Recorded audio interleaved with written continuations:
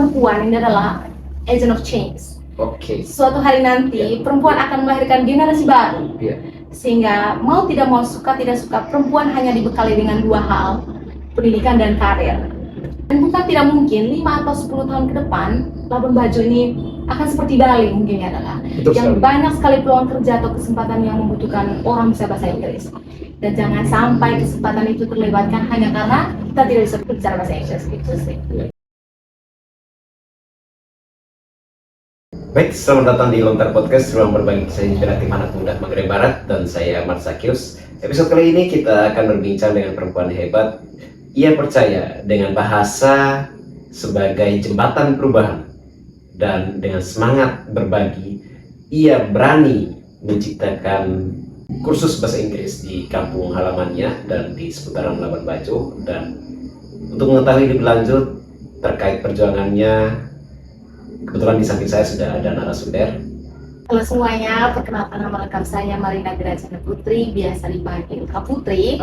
Dan sekarang saya sedang menekuni kelas bahasa Inggris saya, Rumah Inggris di Labuan Bajo. Kalau misalkan perempuan-perempuan di luar kita sudah berpikir tentang bagaimana masa depan dengan pasangannya, tetapi itu bagaimana masa depan anak muda. Betul. Luar biasa. Jadi saya cukup bangga. Mungkin langsung saja pertanyaannya. Apa yang mendorong Anda untuk berpikir untuk menciptakan kursus bahasa Inggris ini di kampung atau di seputaran Labuan Bajo? Sebenarnya it's a long story ya Kakak. Dan mimpi untuk membuat kelas bahasa Inggris ini sebenarnya sudah ada sejak saya kuliah dulu. Dan satu kebiasaan saya sejak kuliah dulu itu adalah saya selalu menulis mimpi saya. Bahkan ketika mimpi itu sulit untuk saya wujudkan, dan kadang juga membuat saya ragu dan takut untuk saya wujudkan. Dan of course hal yang sama juga saya selalu sampaikan kepada anak didik saya dari sekolah ataupun di kelas bahasa Inggris adalah mereka wajib untuk menulis mimpi mereka. Bahkan seperti yang saya sudah ceritakan sebelumnya, bahkan ketika mimpi itu sulit untuk mereka wujudkan. Dan salah satu mimpi yang saya sangat takut saat saya kuliah dulu itu adalah bagaimana kemudian saya memulai bisnis ini nanti. Dan kemudian tahun 2021 setelah saya lulus kuliah, mimpi itu saya wujudkan mulai dari ruang lingkup kecil saya di kampung saya melalui kegiatan kelas bahasa Inggris gratis. Saya empower anak-anak SD sampai SMP saat itu untuk belajar bahasa Inggris gratis. Itu pada tahun 2021 setelah saya lulus kuliah.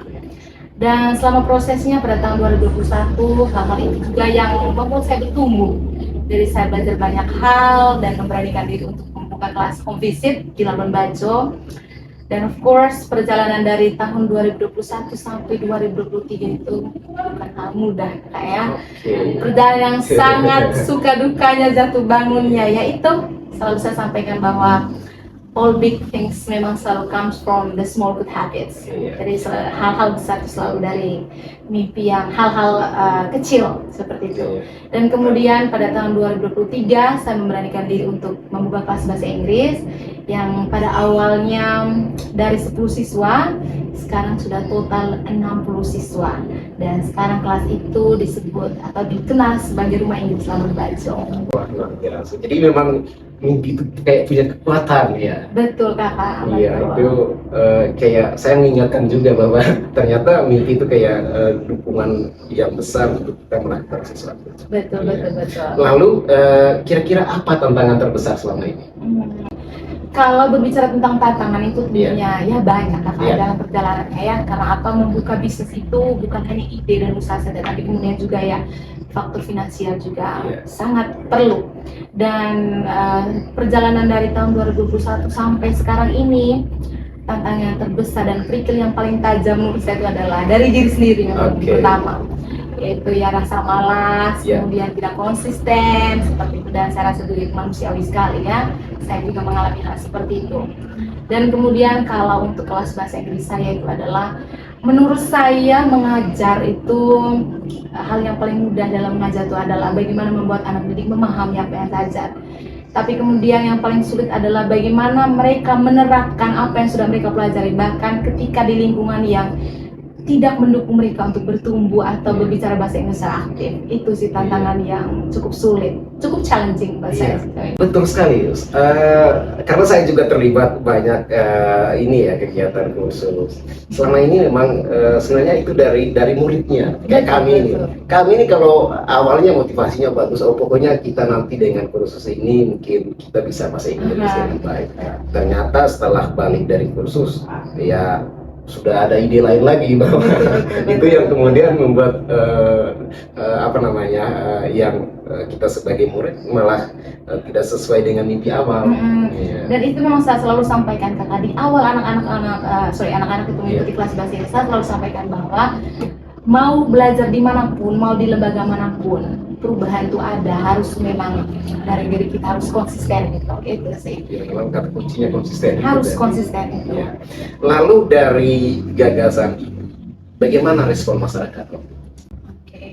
Awal mulai tahun 2021 saya membuka kelas bahasa Inggris itu, saya cukup bersyukur ya Bapak perjalanan sejauh ini orang tua sangat suportif mendukung anak-anak mereka hantar ke kelas, kemudian juga menunggu, dan itu salah satu hal yang perlu saya syukuri.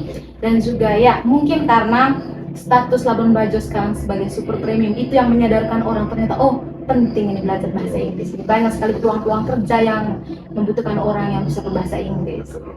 Dan itu sangat-sangat terpenting. Kayak kami buka usaha, ternyata baru sadar betapa pentingnya bahasa Inggris ini. Karena kita selalu dihadapkan dengan tamu-tamu asing. Betul. Ya, buat teman-teman ya harus sadar bahwa ternyata apapun yang kita kerjakan ke depan ini ya memang selalu berkaitan dengan dengan bahasa Inggris gitu. Lalu karena saya lihat selama ini melalui media sosial begitu banyak anak-anak SD, SMP yang secara percakapannya itu bagus sekali. Terima kasih. Dan seperti apa sih sebetulnya metode yang diajarkan? Dan itu juga sebenarnya pertanyaan metode ini banyak sekali yang bertanya kepada saya juga. Kira-kira bagaimana di rumah Inggris itu metode pengajarannya kira-kira sampai anak itu bisa berbicara bahasa Inggris meskipun tidak aktif, tapi ya meskipun pasif saja, tapi setidaknya mereka bisa berbicara. Kalau boleh jujur kakak, saya tidak punya metode yang spesial dan interesting sekali seperti kelas bahasa Inggris pada umumnya atau terlihat di buku. Tapi kemudian saya fokus pada level anak-anak. Begitu. Apa sih yang mereka butuhkan? Begitu. Apakah akademik target atau seperti apa? Tapi pada umumnya dan sekarang saya fokus mengajar anak-anak SD sampai SMA, dan pada umumnya mereka hanya membutuhkan untuk belajar basic conversation. Begitu. Sehingga ketika mereka mengikuti kelas, saya tanya dulu ini SD, SMP atau SMA, sehingga saya memetakan materi sesuai dengan kebutuhan mereka. Gitu. Dan ya seperti yang saya ceritakan sebelumnya, fokusnya memang ke basic conversation, sehingga mereka bisa praktis hari-hari dengan orang-orang di sekitar mereka. Ya betul, memang pendekatannya sesuai dengan sesuai dengan kemampuannya. Ya, sesuai dengan kemampuan. Kadang dalam perjalanannya, kalau saya rasa materi ini, karena kita punya kurikulum sendiri, saya rasa materi ini cukup sulit untuk kelas ini, saya akan ubah materinya. Kira-kira materi apa yang cocok dengan kemampuan anak ini, dengan backgroundnya mereka, kebutuhan apa yang mereka bisa terapkan dalam kehidupan sehari-hari mereka. Lalu selama perjalanan ini sebenarnya sudah ada tim, karena saya lihat sudah ada begitu banyak cabangnya ya, sehingga apakah masih diurus sendiri atau sudah ada tim? Kalau rumah Inggris sekarang itu pada fase belajar. Saya masih perlu belajar dinamika kelas, siklus kelas, kemudian progres anak-anak di dalam kelas itu masih menjadi catatan banyak sekali dalam kelas, sehingga hal itu juga yang belum bisa membuat saya berkolaborasi dengan tutor bahasa Inggris yang lain. Tapi bukan tidak mungkin, dan saya tidak menutup kesempatan bahwa pada waktu kedepannya nanti saya akan tetap berkolaborasi dengan guru bahasa Inggris yang lainnya juga. Karena penting juga bahwa kita coba untuk pelajari situasi bagaimana manajemen yang baik, bisa kolaborasi dengan yang lain. Karena kekuatan saat ini kan kalau lihat kami dari luar memang dari yang punya strategi-strateginya, cara ngajar. Karena apa ya kakak, mengajar ini memang menjadi guru ini sulit dan gampang. Ya karena apa? Apalagi kalau bisnis kita, mungkin kalau bisnis seperti kakak bisnisnya homestay dan lain-lain itu ya tidak membutuhkan jasa seperti kami ini. Kalau guru itu kan memang harus sepassion dengan kita, harus memang targetnya sama seperti saya. Kalau misalnya targetnya saya kan ya anak-anak memang harus ada progresnya. Ya, memang akan bersyukur kalau kita bertemu dengan tutor yang satu passion dengan kita seperti itu. Lalu selama perjalanan ini, apakah sudah ada perubahan dengan anak didiknya selama ini? Oke. Kalau berbicara tentang perubahan ya kakak, perubahan itu ada, menurut saya perubahan itu ada kalau fondasinya kuat. Ya, dan fondasi itu juga yang sedang saya bangun sekarang, yang sedang saya usahakan bagaimana kemudian, ya mungkin suatu hari nanti mereka punya mimpi yang lain, mau jadi guide dan lain-lain, tapi kemudian fondasi itu harus kuat dulu, begitu. Dan kemudian kalau misalnya secara akademik, perubahan yang terlihat selama ini adalah bagaimana keterlibatan mereka dalam perlombaan nasional. Mereka sering sekali mengikuti perlombaan nasional dan menjuarai perlombaan nasional juga, which is itu perlombaan bahasa Inggris. Dan itu hal-hal kecil, perubahan-perubahan kecil di dalam kelas bahasa Inggris kami. Dan hal lainnya juga adalah bagaimana keterlibatan mereka di sekolah, misalnya jadi MC bahasa Inggris di sekolah, seperti itu. Dan saya juga banyak masukan dari orang tua, banyak catatan dari orang tua, banyak juga guru-guru yang sharing di sekolah. Mereka sampaikan rasa terima kasih karena dengan adanya kelas bahasa Inggris ini memudahkan guru-guru. Karena kalau di sekolah kan kurikulumnya fokus ke vocab, tapi kemudian di kelas kami fokusnya di speaking, dari itu nilai yang berbeda dengan yang ada di sekolah. Wah, ini luar biasa ya teman-teman. Jadi ternyata dengan Bibi ini kemudian menjadi lahir generasi-generasi yang hebat yang kemudian berprestasi dalam perlombaan. Lalu apakah kursus ini juga menjadi ruang pemberdayaan bagi perempuan atau anak muda di sekitar Anda? Apakah artinya ya kayak misalkan anak muda yang mungkin tidak mengenyam pendidikan di sekolah tetapi di luar, Kakak Putri memberikan ruang untuk belajar bahasa Inggris. Oke. Bagaimana? Menurut saya sering sekali cerita atau bertemu atau bahkan mendengar banyak orang yang bilang, kenapa sih harus sekolah? Kenapa sih harus belajar? Kenapa harus kuliah? Toh nanti at the end of the day semua orang butuh uang dan semua orang butuh kerja.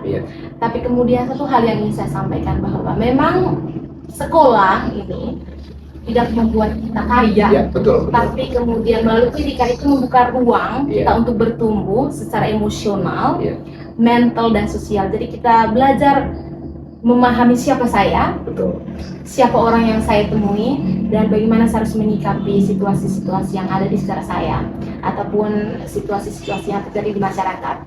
Dan hal sederhananya adalah, kalau sekarang di kelas bahasa Inggris saya, total siswanya 60 dan didominasi oleh perempuan, sehingga saya selalu sampaikan bahwa perempuan ini adalah agent of change.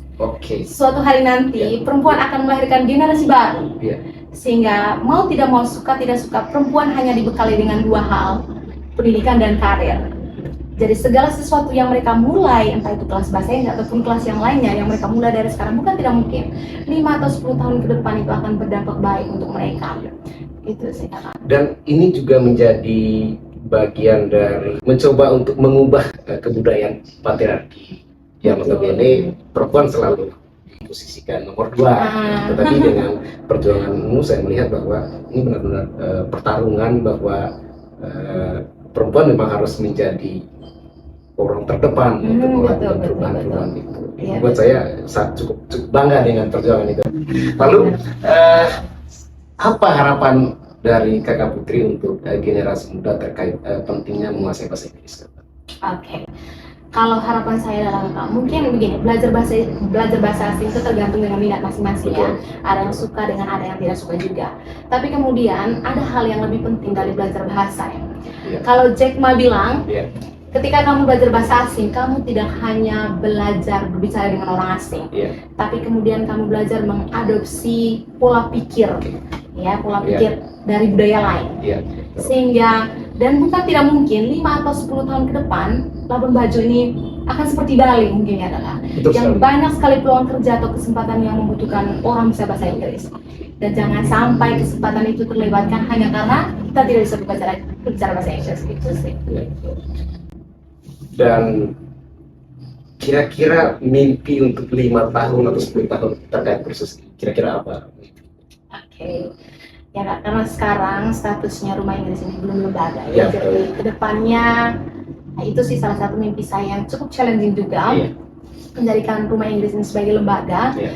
dan juga bukan hanya sebagai bisnis konvensional, tapi kemudian kedepannya saya menginginkan Rumah Inggris ini untuk menjadikan bisnis premium juga, ya, membuka jasa les gratis bahasa Inggris untuk anak-anak. Dan saya percaya bahwa banyak sekali anak-anak di Labuan Bajo dan sekitarnya yang mau untuk join kelas bahasa Inggris, mungkin karena mereka tidak didukung secara finansial sehingga mereka tidak mengikuti kelas bahasa Inggris. Lalu ini pertanyaan terakhir, apa yang Anda butuhkan agar perjuangan ini bisa berkembang lebih luas? Banyak sekali ya mimpi dan memang cukup challenging ya Kak. Yang saya butuhkan sejauh ini adalah kolaborasi dengan tutor yang lain juga, atau mungkin dengan lembaga yang lain juga, dan kemudian branding, mungkin itu tingkatkan branding lagi ya, supaya Rumah Inggris ini lebih dikenal dengan banyak orang lagi.